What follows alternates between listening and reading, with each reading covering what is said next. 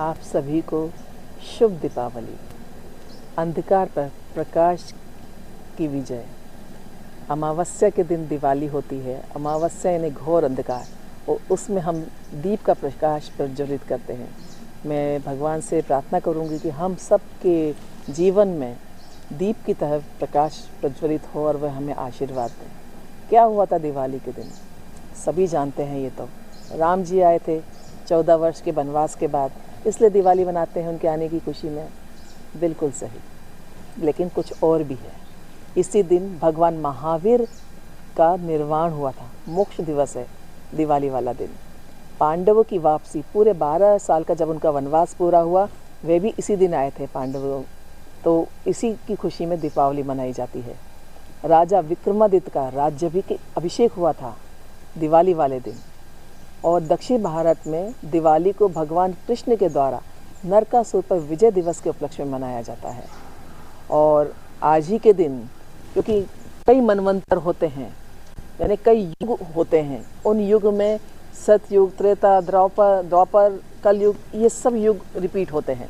तो एक मनवंतर के अंतर्गत महालक्ष्मी का प्रकट भी कहते हैं कि दिवाली के दिन हुआ था समुद्र मंथन से, इसलिए माँ लक्ष्मी जी की पूजा की जाती है। माँ लक्ष्मी जी दिवाली वाले दिन पृथ्वी पे आती हैं, हम उनको प्रसन्न करने के लिए पूजा करते हैं।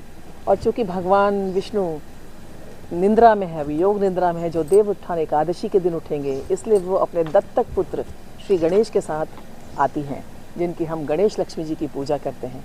आज के दिन क्या करें, सबको पता है, लक्ष्मी जी को प्रसन्न करना है, गणेश जी की पूजा करनी है, गणेश मंत्र करना है, लक्ष्मी मंत्र करना है। कैसे करना है? बहुत सरल है। अगर किसी को कुछ भी नहीं आता या टाइम नहीं है तो लक्ष्मी नारायण नमः इतना सा मंत्र जाप करिए।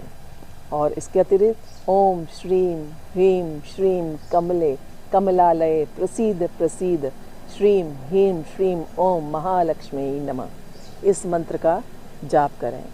मैं आपसे ज़रूर कहूँगी कि 5 दिन, नरक चतुर्दशी, धनतेरस, छोटी दिवाली, बड़ी दिवाली, भाई दूज, अन्नकूट, 5 दिन अपने घर को दीप से प्रज्वलित करें और भगवान को प्रसन्न करें, भगवान की कृपा प्राप्त करें।